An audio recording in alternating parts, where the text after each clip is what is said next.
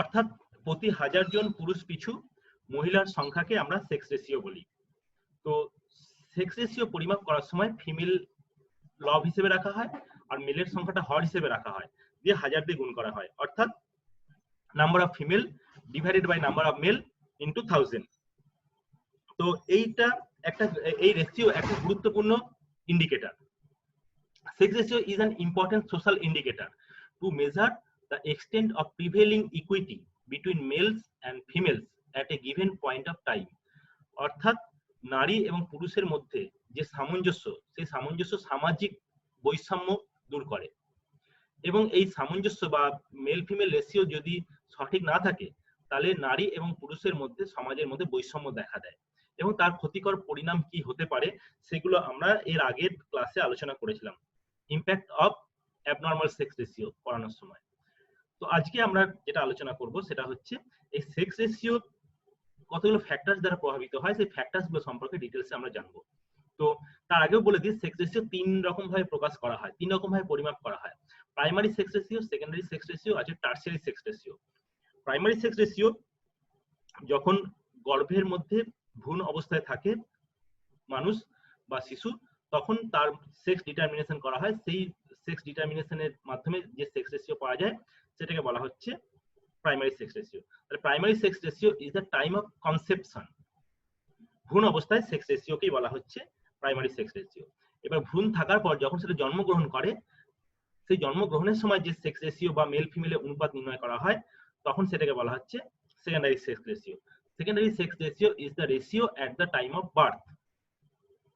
আর এরপর যখন সেই জীব বয়স বাড়তে থাকে, ম্যাচিওর স্টেজে যখন পৌঁছায় মানুষ, তখন সেই ম্যাচিওর স্টেজে যে সেক্স রেশিও নির্ণয় করা হয়, সেই সেক্স রেশিওটাকে বলা হচ্ছে আমার টারশিয়ারি সেক্স রেশিও। তো সেক্স রেশিও সময়ের সঙ্গে সঙ্গে পরিবর্তন হয়। একটা জীব দেখা যায় মৃত্যুর হার জন্মের সময় একরকম থাকে, 5 বছর পর আরেক রকম থাকে, বয়স বাড়ার সঙ্গে সঙ্গে মৃত্যুর হারের পরিবর্তন ঘটে। সেটা জেন্ডার স্পেসিফিক ডেথ রেটের ক্ষেত্রে আমি বলেছিলাম। তো সেই জন্য 3টে স্টেজে সেক্স রেশিও নির্ণয় করা হয়। সঠিকভাবে সেক্স রেশিও বুঝতে গেলে কনসেপশনের সময় ডিটারমাইন করতে হবে সেক্স রেশিও, জন্মের সময় নির্ণয় করতে হবে, আর ম্যাচিওর স্টেজে নির্ণয় করতে হবে। তো 3 প্রকার সেক্স রেশিও কিন্তু ভাইটাল। এবার আসছি আমি সেক্স রেশিওর controlling factors. Sex ratio controlling factors গুলোকে আমরা কতগুলো ভাগে ভাগ করতে পারি। এক হচ্ছে ফিজিওলজিক্যাল ফ্যাক্টরস,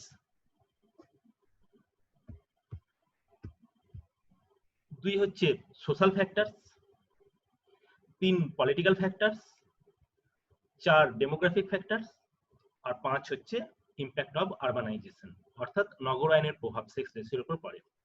তাহলে প্রথমে আসছি আমরা ফিজিওলজিক্যাল ফ্যাক্টরস। ফিজিওলজি বলতে শারীরবৃত্তীয় নিয়ন্ত্রক। শারীরবৃত্তীয়, মহিলাদের শারীরবৃত্তীয় গঠন সেক্স রেশিওর উপর প্রভাব বিস্তার করে। বিশেষ করে ভ্রূণ যখন তৈরি হয়, ভ্রূণ তৈরির সময় মেল জাইগোট হবে না ফিমেল জাইগোট হবে, সেটা কিছুটা ফিমেলদের ফিজিওলজিক্যাল স্ট্রাকচারের উপর ডিপেন্ড করে।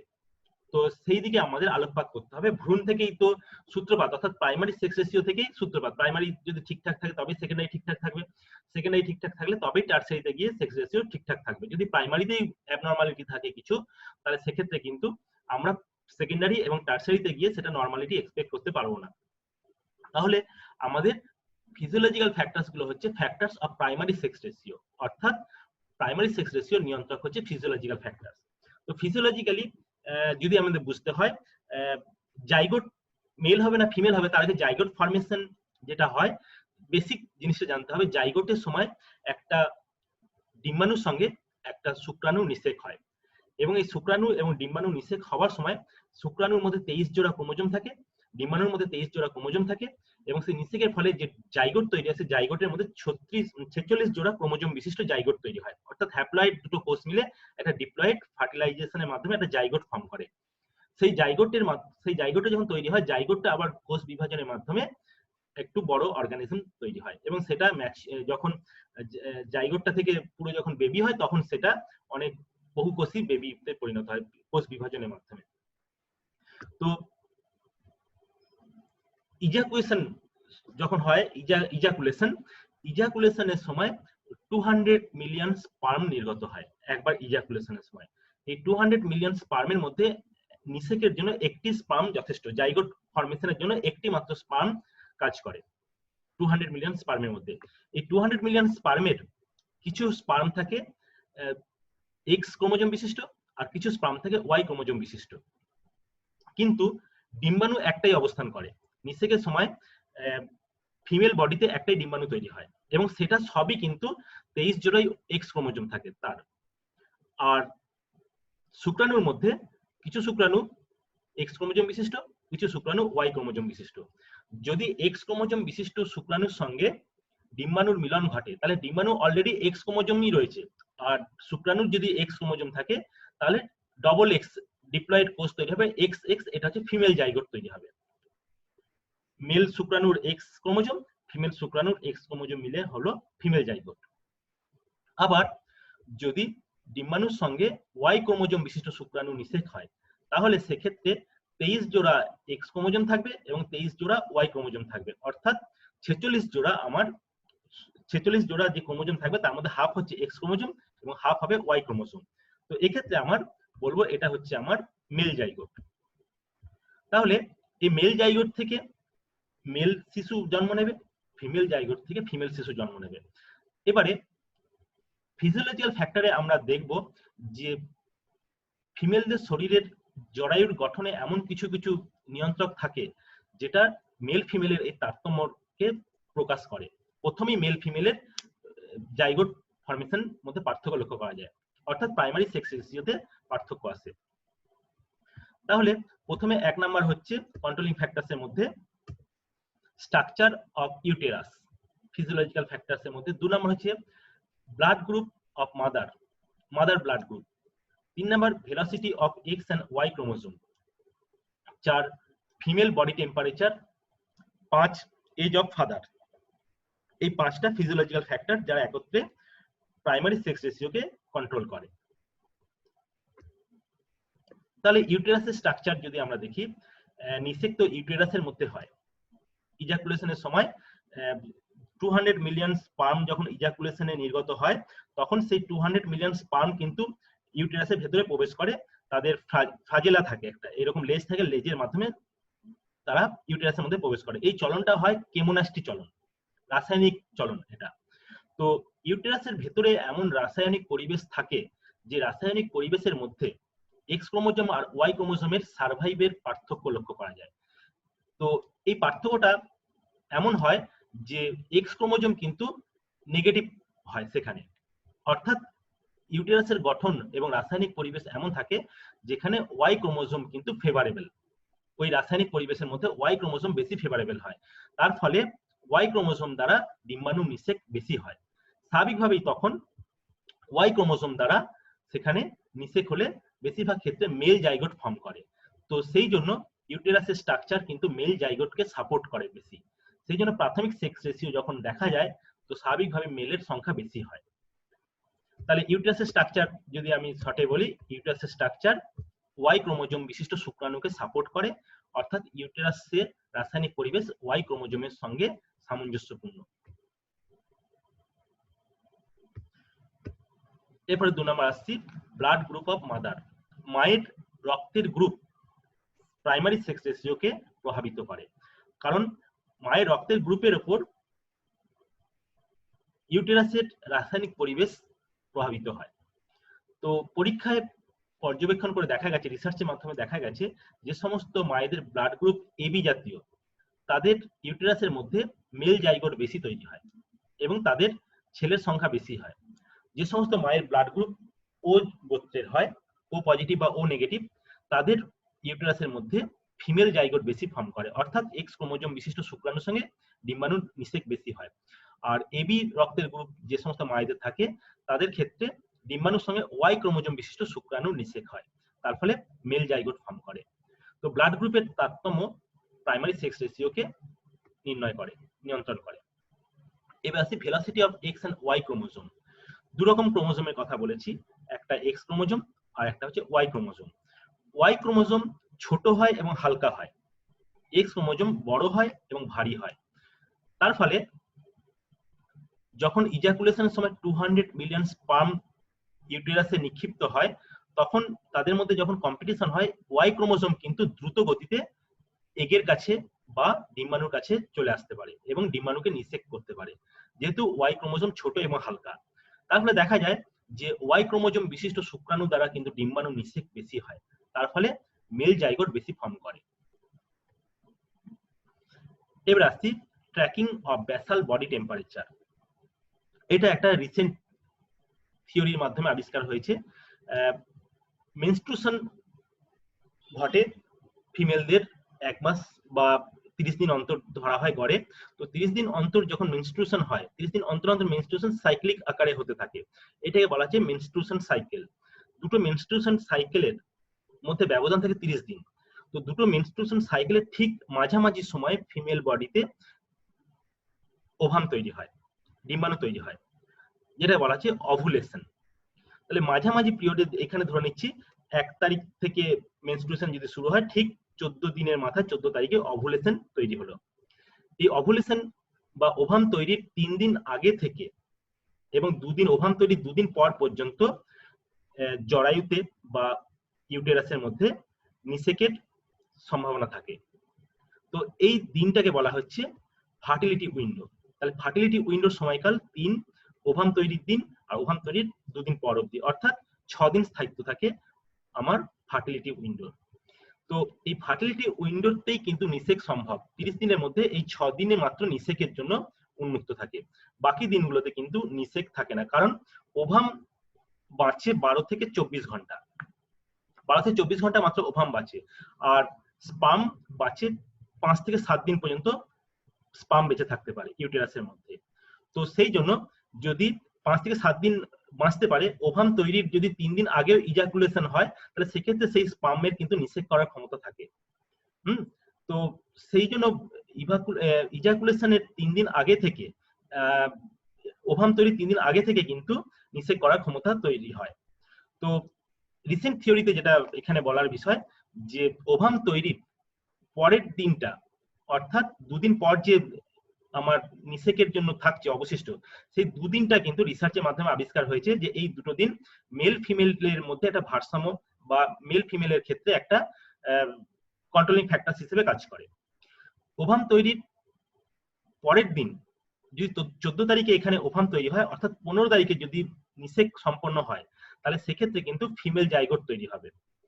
আর ওভাম তৈরির দ্বিতীয় দিন, অর্থাৎ ফার্টিলিটি উইন্ডোর লাস্ট দিন যদি নিষেক সম্পন্ন হয়, তাহলে সেক্ষেত্রে মেল জাইগোট তৈরি হবে। তো এটাকে আবার অবজার্ভ করার টেকনিক বার্ড ঠাকুর ইন্ডিয়ান একজন সায়েন্টিস্ট এটাকে আবিষ্কার করেছে বেসাল বডি টেম্পারেচার অবজারভেশনের মাধ্যমে। বেসাল বডি টেম্পারেচার হচ্ছে সকালবেলা ঘুম থেকে ওঠার আগে সম্পূর্ণ রেস্ট অবস্থাতে শরীরের টেম্পারেচার যদি পরিমাপ করা হয়, তাহলে সেই টেম্পারেচারটাকে বলা হচ্ছে বেসাল বডি টেম্পারেচার। 30 দিন যদি বেসাল বডি টেম্পারেচার রেকর্ড করা হয়, তাহলে দেখা যাবে বেসাল বডি টেম্পারেচারে কিন্তু ফ্লাকচুয়েশন হয়। বিশেষ করে যেদিন ওভাম তৈরি হয়, সেই দিনে basal body temperature abruptly high হয়ে যায়। তার মানে এটা ইন্ডিকেট করছে যে ফিমেল বডিতে ওভাম তৈরি হয়েছে। এই বেসাল বডি টেম্পারেচার যেদিন হাই হলো, তার পরদিনই যদি নিষেক করা হয়, তাহলে সেক্ষেত্রে কিন্তু ফিমেল জাইগোট তৈরি হবে।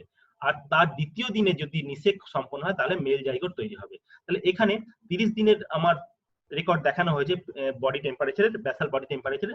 তাহলে বেসাল বডি টেম্পারেচারে মেনস্ট্রুয়েশন পিরিয়ড 5 দিন পর থেকে আমার 17 দিনের মাথায় এখানে ধরা হচ্ছে ওভুলেশন হয়েছে।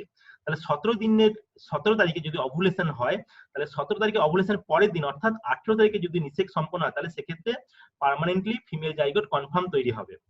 আর যদি 19 তারিখে সেক্ষেত্রে যদি নিষেক সম্পন্ন হয়, তাহলে সেক্ষেত্রে মেল জাইগোট তৈরি হবে। তাহলে এইরকম ভাবে বেসাল বডি টেম্পারেচারকে অবজার্ভ করে মানুষ নিজের ইচ্ছা মতো মেল নালে ফিমেল জাইগোট সে তৈরি করতে পারে। এটা একটা রিসেন্ট রিসার্চের মাধ্যমে আবিষ্কার হয়েছে।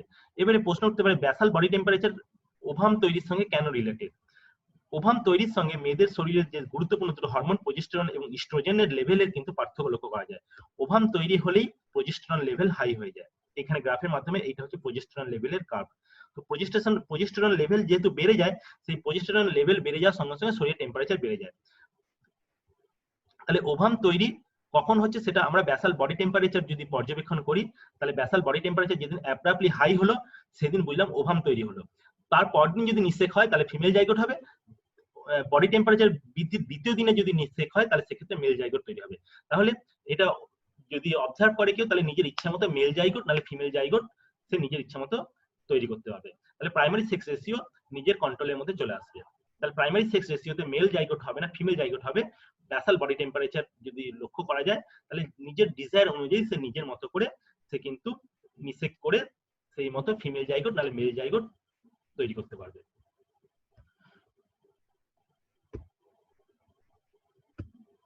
এবার আসি এজ অফ ফাদার, পিতার বয়স। পিতার বয়স বৃদ্ধির সঙ্গে সঙ্গে শরীর পুরুষদের শরীরে বলেছিলাম যে 2 রকম ক্রোমোজোম বিশিষ্ট শুক্রাণু তৈরি হয়, এক্স ক্রোমোজোম বিশিষ্ট শুক্রাণু আর হচ্ছে ওয়াই ক্রোমোজোম বিশিষ্ট শুক্রাণু। এবার হাফ 50-50 যদি ধরা হয়, 50% যদি দেখা যায় নর্মাল পুরুষের দেহে ইজাকুলেশনে 200 মিলিয়ন স্পার্ম নির্গত হলে 100 মিলিয়ন যদি এক্স ক্রোমোজোম আর 100 মিলিয়ন যদি ওয়াই ক্রোমোজোম থাকে তাহলে বলবো ব্যালেন্স রয়েছে। তো এই ব্যালেন্সটা কিন্তু বয়স বাড়ার সঙ্গে সঙ্গে ইমব্যালেন্সে পরিণত হয়। যদি বয়স অল্প থাকে পিতার তাহলে সেক্ষেত্রে দেখা যাবে যে ওয়াই ক্রোমোজোম প্রোডাকশন বেশি তৈরি হয়, তার ফলে স্বাভাবিকভাবে অল্প বয়স্ক পিতা দ্বারা পুত্র সন্তান তৈরি হয়। আর যদি বয়স বাড়ার সঙ্গে সঙ্গে ওয়াই ক্রোমোজোম প্রোডাকশন কমে যায় পুরুষদের শরীরে, ফলে দেখা যায় যে ওয়াই ক্রোমোজোম যদি কমে যায় এক্স ক্রোমোজোম যদি বেড়ে যায় তাহলে সেক্ষেত্রে এক্স ক্রোমোজোম দ্বারাই নিষেকের সম্ভাবনা বেশি থাকে। ফলে বেশি বয়সে যদি সন্তান গ্রহণ করে কোনো পিতা তাহলে তার দ্বারা কিন্তু মহিলা জাইগোট তৈরি হয় বা ফিমেল জাইগোট তৈরি হয়। তাহলে প্রাইমারি সেক্স রেশিওতে ফিমেল জাইগোট বেশি তৈরি হলে সেকেন্ডারি সেক্স রেশিওতে ফিমেল জাইগোট বেশি থাকবে, ফিমেল পপুলেশন বেশি থাকবে। আর টারসিয়ারি সেক্স রেশিওতে গিয়েও কিন্তু দেখা যাবে সেক্স রেশিওতে ফিমেলের সংখ্যাই বেশি থাকবে। তাহলে সেক্ষেত্রে আমরা প্রাইমারি সেক্স রেশিও কন্ট্রোলিং ফ্যাক্টরসটা আগে আলোচনা করলাম। Primary sex ratio secondary sex রেশিওকে প্রভাবিত করে।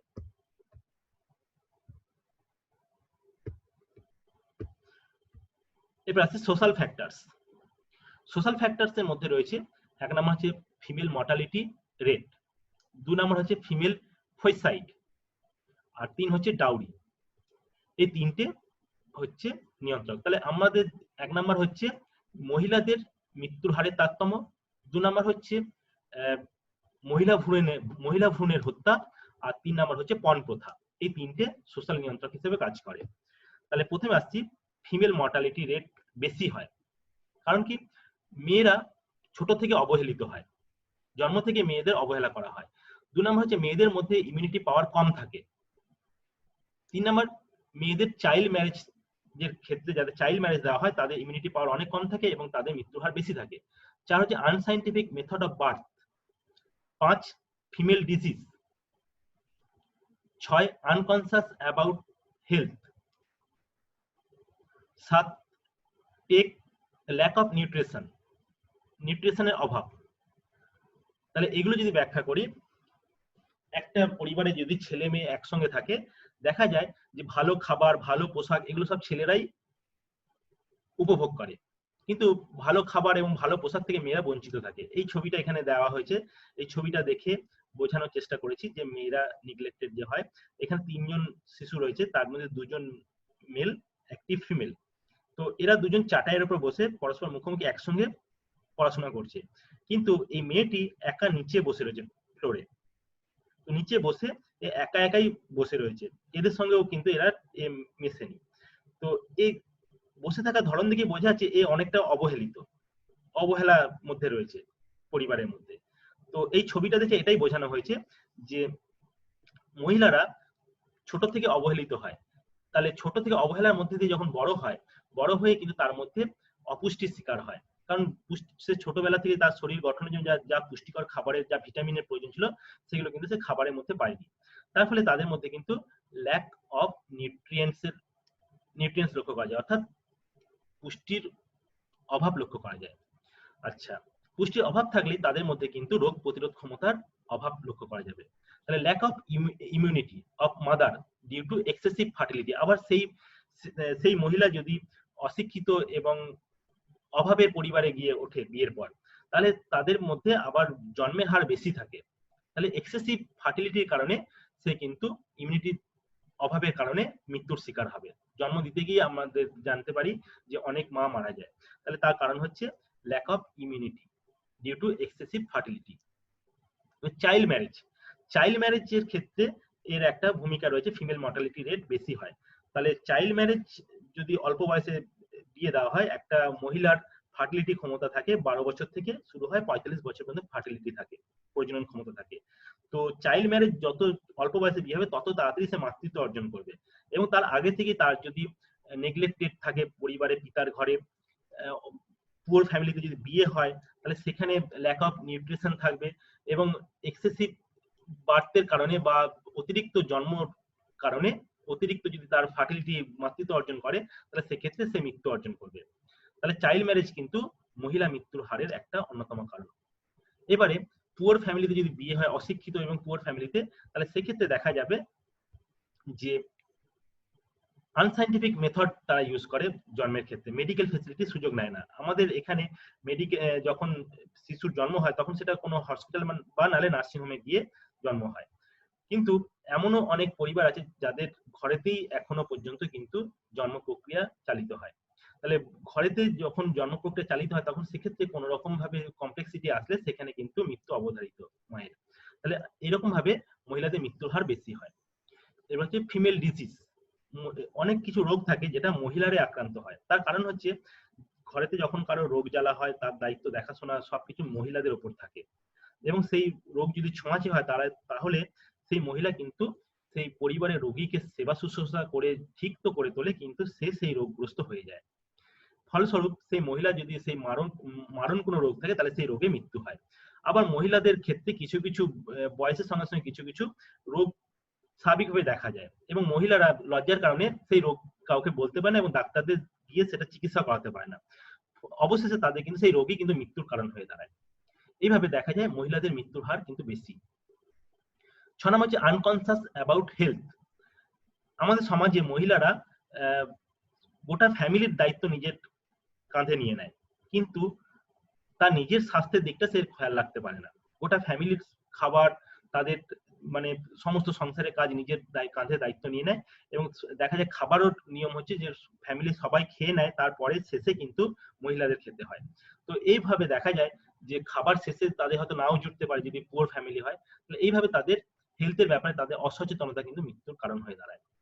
এই হেলথের ব্যাপারে অসচেতনতার কারণে, আনকনসিয়াস থাকার কারণে তাদের আবার নিউট্রিশনেরও অভাব লক্ষ্য করা যায়। তাহলে এই সমস্ত কারণগুলোর ফলে দেখা যায় যে আমাদের সমাজে, বিশেষ করে আমাদের সমাজ বলে ভুল হবে, অনুন্নত সমাজে, উন্নত দেশে, যে সমস্ত দেশ এখনো ডেভেলপ করতে পারেনি, ডেভেলপিং কান্ট্রি হিসেবে রয়েছে বা আনডেভেলপ অবস্থায় রয়েছে, সেই সমস্ত দেশে মহিলাদের মৃত্যুর হার অনেক বেশি। এবার আসি পণ প্রথা, ডাউরি। ডাউরি আমাদের সমাজে যখন বিয়ে হয় তখন কিন্তু মহিলাদের বাড়ি থেকে, অর্থাৎ কন্যার পক্ষ থেকে পাত্রপক্ষকে নগদ টাকা বা গাড়ি বা ফার্নিচার এই সমস্ত দেওয়া হয় যৌতুক হিসেবে। তো এটা দেওয়ার কারণ হচ্ছে কন্যাকে তার পাত্র যখন তার ঘরে নিয়ে আসে সে মনে করে এক্সট্রা তার আর্থিক বার্ডেন তৈরি হয়, সে এক্সট্রা আর্থিক বার্ডেন সে মহিলার বা কন্যার পিতার কাছ থেকে আদায় করে। তো পিতারা এইটা দিতে গিয়ে অনেকটা তাদেরকে মানে বাধার সম্মুখীন হতে হয়, বিশেষ করে যদি গরিব ঘরের যদি সন্তান হয় বা গরিব ফ্যামিলি থেকে যদি সেই কন্যাকে বিয়ে করা হয়, তাহলে তার ক্ষেত্রে কিন্তু এই পণের টাকা মেটানো অতটা সহজ হয় না। সারা জীবনের পরিশ্রম করে ইনকাম করা টাকা কন্যার পিতারা মানে জমা করে রাখে শেষে কন্যার বিয়ে দেবে বলে, সারা দিনের সঞ্চয় তারা তাদের হাতে তুলে দেয়। তো এই পণের টাকার জন্য কিন্তু মানে যখনই মেয়ে সন্তান জন্মায় পিতাদের মুখ কিন্তু ভার হয়ে যায় সেই দিনের কথা ভেবে, যে যেদিন বিয়ে হবে সেদিন তাকে প্রচুর পরিমাণে টাকা তাকে দিতে হবে। শুধু তাই নয়, টাকাটা যে দিতে হয় তা নয়, টাকা যদি পণের টাকা এমনও হয় যে পণের টাকা না পাওয়ার কারণে কিন্তু শ্বশুর বাড়িতে কন্যাকে পুড়িয়ে বা অন্যরকম ভাবে মানসিক শারীরিক ভাবে নির্যাতন করে মেরে ফেলা হয়। তো এরকম ভাবে পণের কারণে মহিলাদের মধ্যে মৃত্যুর হার বেশি। এবার আসি ফিমেল ফাইটিসাইড বা শিশু ভ্রূণ হত্যা। এটা একটা বড় ধরনের সামাজিক অপরাধের একটা প্রকাশ, বিশেষ করে মহিলাদের উপর বড় ধরনের সামাজিক অপরাধের একটা প্রকাশ হচ্ছে মহিলা ভ্রূণ হত্যা। এটার প্রবণতা বৃদ্ধি পেয়েছে 1985 সালের পর থেকে। 1985 সালের পর যখন আল্ট্রাসোনোগ্রাফি এবং ফোটোস্কোপি নামে দুটো যন্ত্র আবিষ্কার হয়, তারপর থেকে এই দুটো যন্ত্র হচ্ছে বিজ্ঞানের একটা আশীর্বাদ। কারণ ভ্রূণ অবস্থাতে অনেক বিকলাঙ্গ শিশু জন্ম নেয়, যেগুলোকে ট্রিটমেন্ট করা যায় ভ্রূণ অবস্থাতে তাদেরকে পর্যবেক্ষণ করে। তাহলে কোনো অ্যাবনর্মালিটি আছে কিনা সেই অনুযায়ী ডাক্তাররা মাকে সেই অনুযায়ী তারা ট্রিটমেন্ট করে তার ওষুধ খাইয়ে ভ্রূণ অবস্থা থেকেই কিন্তু শিশুকে স্বাভাবিক করে তোলে। কিন্তু এটাকে কিছু স্বার্থান্বেষী লোভী মানুষ কিন্তু তাদের নিজেদের স্বার্থে ব্যবহার করেছে। তারা ভ্রূণকে লিঙ্গ নির্ধারণ করে ফেলে এবং লিঙ্গ নির্ধারণ করে যদি দেখে যে মহিলা না পুরুষ, তারা সেটা আগে থেকেই জেনে যায়। এবং তার বিশেষ করে কন্যার শ্বশুরবাড়ির লোকেরা যদি আগে থেকে জেনে ফেলে যে মহিলা ভ্রূণ রয়েছে, তাহলে সেক্ষেত্রে সেটাকে তারা অ্যাবর্টিং করে সেটাকে নষ্ট করে ফেলে বা হত্যা করে ফেলে। এই ঘটনাটাকে বলা হচ্ছে ফিমেল ফয়েটিসাইড। তো ফিমেল ফয়েটিসাইডের কারণে কিন্তু সেক্স রেশিওতে মারাত্মক চেঞ্জ আসে। ভ্রূণ থেকেই যদি শিশু অবস্থা থেকে যদি মহিলাদের সংখ্যা কমিয়ে দেওয়া হয়, তাহলে সেটা বড় হয়ে যখন দাঁড়াবে সেটা অনেকটা এক্সট্রিম কিন্তু অ্যাবনর্মালিটিতে পৌঁছায়। তাহলে মহিলা ভ্রূণ হত্যার কারণে আমাদের সেক্স রেশিওতে কিন্তু একটা বিরাট ধরনের পরিবর্তন লক্ষ্য করতে পেরেছি ইউএসজি মেথিন আবিষ্কার হওয়ার পর থেকে। তাহলে 1991 সালে সেক্স রেশিও হঠাৎ করে ড্রপ করে 987। তার আগে 1981 সালে সেক্স রেশিও ছিল 945। তাহলে এই এতটা ড্রপ কখনোই আমাদের ভারতের সেক্স রেশিওতে হয়নি। এর মাঝখানে 81 সালের পর যখন 85 সালে ইউএসজি মেশিন আসে, 85 থেকে 91 সালের মধ্যে হিউজ পরিমাণ কন্যা ভ্রূণ অ্যাবর্শনের মাধ্যমে নষ্ট করে ফেলা হয়। তো এই টাইমের মধ্যে লক্ষ্য করা গেছে 50%, প্রায় 50% কন্যা ভ্রূণ নষ্ট করে ফেলা হয়। তার প্রভাব কিন্তু 85 সালের পর থেকে এখন আমরা লক্ষ্য করতে পারছি। এখন দেখা যাচ্ছে যে মহিলার সংখ্যা কিন্তু অনেক কম, তার ফলে কিন্তু মহিলাদের উপর বিভিন্ন অন্যায় অত্যাচার এই সমস্ত গুলো বেশি হচ্ছে। ভারতের ক্ষেত্রে দেশের নিরিখে যদি দেখা যায়, তাহলে হরিয়ানাতে কিন্তু কন্যা ভ্রূণ বেশি নষ্ট করা হয়েছে হরিয়ানায়। সেই জন্য হরিয়ানাতে সেক্স রেশিও সবচেয়ে বেশি প্রভাবিত হয়েছে, 820-তে নেমে গেছে কন্যা ভ্রূণ হত্যার কারণে শুধুমাত্র।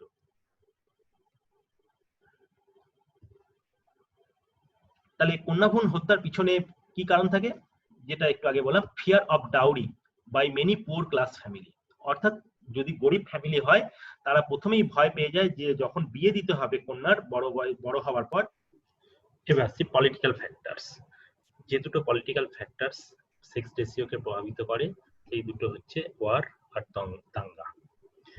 যুদ্ধ এবং দাঙ্গা এমন একটা পলিটিক্যাল ঘটনা যেখানে পুরুষরাই বেশি অংশগ্রহণ করে এবং পুরুষরাই বেশি মারা যায়। তার ফলে সেক্স রেশিওতে পুরুষের ঘাটতি লক্ষ্য করা যায় এবং নেগেটিভ সেক্স রেশিও গড়ে ওঠে। এবার ডেমোগ্রাফিক ফ্যাক্টরস। ডেমোগ্রাফিক ফ্যাক্টরসের যে তিনটে উপাদান সেক্স রেশিওকে প্রভাবিত করে, তার মধ্যে এক নাম হচ্ছে এক্সেস মেল বার্থ, দুই হচ্ছে স্পেসিফিক ডেথ রেট, আর তিন হচ্ছে সেক্স স্পেসিফিক ডেথ রেট।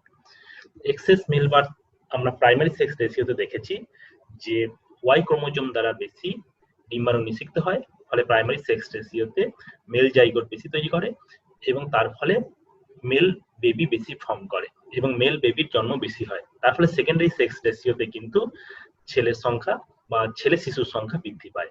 এই ছেলে শিশুর সংখ্যা বৃদ্ধি পাওয়ার কারণে সেকেন্ডারি সেক্স রেশিওতে আমার এক্সেস মেল বার্থ লক্ষ্য করা যায়। Specific death rate. বয়স বৃদ্ধির সঙ্গে সঙ্গে মৃত্যুর হারের পরিবর্তন ঘটে। জন্মের সময় যখন 0 এজ থাকে, তখন কিন্তু বেশিরভাগ ক্ষেত্রে মেল বেবি জন্মগ্রহণ করে, ফলে সেই সময় মেল বেবির সংখ্যা বেশি থাকে এবং সেক্স রেশিওতে মেলের সংখ্যা বেশি থাকে। 5 বছর সেক্স রেশিওতে কিন্তু সেই চিত্রটার পরিবর্তন হয়। 5 বছরে দেখা যায় যে মেল এবং ফিমেলের মৃত্যুর তারতম্য লক্ষ্য করা যায়। মেল শিশু বেশি মারা যায়, তাদের ইমিউনিটি পাওয়ার মেয়েদের তুলনায় কম থাকে, ফলে এক্সেস মেল শিশু মারা যাওয়ার কারণে সেই সময় সেক্স রেশিও 5 বছরের সেক্স রেশিওতে মেল ফিমেল দুটোই সমান থাকে। 40 বছর পর কিন্তু আবার পরিবর্তন আসে সেক্স রেশিওতে, কারণ 40 বছর ম্যাচিউর এজে পুরুষরা বিভিন্ন ঝুঁকিবহুল কাজে অংশগ্রহণ করার ফলে কিছু পুরুষের মৃত্যুর হার বেশি হয় মহিলার তুলনায়, ফলে 40 বছরের এজ গ্রুপে কিন্তু মহিলার সংখ্যা বৃদ্ধি পায়, পুরুষের সংখ্যা হ্রাস পায়। এই পরিবর্তন অব্যাহত থাকে এবং 95 বছর বয়সে যদি সেক্স রেশিওতে দেখা যায় পুরুষের সংখ্যা মহিলাদের তুলনায় হাফ হয়ে যায় এবং সেই সময় মেল ফিমেল রেশিও 1:2 হয়ে যায়। এবার sex wise death rate of developing and undeveloped country. Gender specific বা সেক্স স্পেসিফিক ডেথ রেট উন্নত এবং উন্নয়নশীল দেশের মধ্যে পার্থক্য লক্ষ্য করা যায়। এই পার্থক্যটা বেশি গুরুত্ব দেওয়া হয়েছে মাতৃত্ব অর্জনকালে মৃত্যুর মধ্যে। অর্থাৎ যখন মাতৃত্ব অর্জন করে তখন উন্নয়নশীল দেশে বেশিরভাগ মায়ের মৃত্যু ঘটে, তার ফলে সেই সময় দেখা যায় মহিলার সংখ্যা হ্রাস পায়। কিন্তু উন্নত দেশে মাতৃত্ব অর্জনের সময় কিন্তু কোনো মায়ের মৃত্যু ঘটে না, তার ফলে দেখা যায় উন্নত দেশে কিন্তু সেই বয়সে সেক্স রেশিওতে আগের বছরের তুলনায় বা আগের বয়সের তুলনায় কোনো সেরকম পার্থক্য লক্ষ্য করা যায় না। তো সেক্স রেশিওতে মাতৃত্ব অর্জনের কারণে মৃত্যুর জন্য সেক্স রেশিওতে উন্নয়নশীল দেশে কিন্তু মহিলার সংখ্যা হ্রাস পায়। এখানে তিনটে বারের মাধ্যমে তিনটে বছরের বার দেখানো হয়েছে। ব্লু কালারের মাধ্যমে 1990 সাল, আর রেডের মাধ্যমে 2003, আর 2013 হচ্ছে গ্রিন কালার। এখানে দুটো যে 3 জোড়া বার দেখানো হয়েছে, দুটো সেট, এটা হচ্ছে উন্নত দেশ আর এটা হচ্ছে উন্নয়নশীল দেশ বা উন্নত দেশ। তো এখানে টোটাল ওয়ার্ল্ডের পিকচারটা দেখানো হচ্ছে। টোটাল ওয়ার্ল্ডের পিকচারের মধ্যে বেশিরভাগটাই ভাগ রয়েছে উন্নয়নশীল দেশের, অর্থাৎ উন্নয়নশীল দেশে উন্নত দেশের তুলনায় কিন্তু মাতৃত্ব অর্জনের কারণে মৃত্যুর হার বেশি হয়ে থাকে। নেক্সট যে পয়েন্টটা বলছিলাম, ইম্প্যাক্ট অফ আরবানাইজেশন। আরবানাইজেশনের প্রভাব কিন্তু সেক্স রেশিওর উপর পড়ে। এই প্রভাবটা উন্নত দেশে একরকম, উন্নয়নশীল দেশে অন্যরকম। যদি প্রথমে উন্নয়নশীল দেশের কথা বলি, উন্নয়নশীল দেশে দেখা যায় পুরুষরা কিন্তু কাজের সন্ধানে শহরে চলে যায়, মহিলারা ঘরে সংসার সামলায়। ফলে দেখা যায় যে গ্রামে মহিলার সংখ্যা বেশি এবং শহরে পুরুষের সংখ্যা বেশি। ফলে শহরে নেগেটিভ সেক্স রেশিও এবং গ্রামে পজিটিভ সেক্স রেশিও, এটা উন্নয়নশীল দেশের চিত্র। উন্নত দেশে আবার সম্পূর্ণ উল্টো। উন্নত দেশে কৃষিকাজ যান্ত্রিক মাধ্যমে পরিচালিত হয় এবং সেইখানে কৃষিকাজ অনেকটা মেকানাইজড এগ্রিকালচার, এবং গ্রামের পুরুষরা কিন্তু সেই কৃষির দায়িত্বে থাকে। আর মহিলারা সেখানে মহিলাদের মধ্যে শিক্ষার হার বেশি, মহিলারা শিক্ষা অর্জনের জন্য এবং জবের জন্য তারা শহরে চলে যায়। ফলে শহরে উন্নত দেশগুলোতে মহিলার সংখ্যা বেশি থাকে, পজিটিভ সেক্স রেশিও শহরে লক্ষ্য করা যায়, এবং গ্রামে পুরুষরা অবস্থান করে চাষবাস দেখাশোনা করে। ফলে গ্রামেতে পুরুষের সংখ্যা আধিক্যের কারণে উন্নত দেশে নেগেটিভ সেক্স রেশিও লক্ষ্য করা যায়। তো এই সমস্ত কারণগুলোর জন্য সেক্স রেশিও প্রভাবিত হয়। তাহলে আরেকবার বলে দিচ্ছি যে সমস্ত ফ্যাক্টরস গুলো সেক্স রেশিওকে প্রভাবিত করে, সেই ফ্যাক্টরস গুলোকে আমরা 5টা ভাগে ভাগ করেছি। 1 নাম্বার হচ্ছে ফিজিওলজিক্যাল ফ্যাক্টরস, 2 নাম্বার হচ্ছে social factors, 3 number demographic factors, 4 number political factors, এবং 5 নাম্বার হচ্ছে ইম্প্যাক্ট অফ আরবানাইজেশন। এই এতগুলো ফ্যাক্টরস দ্বারা প্রভাবিত হয়ে বিভিন্ন জায়গায়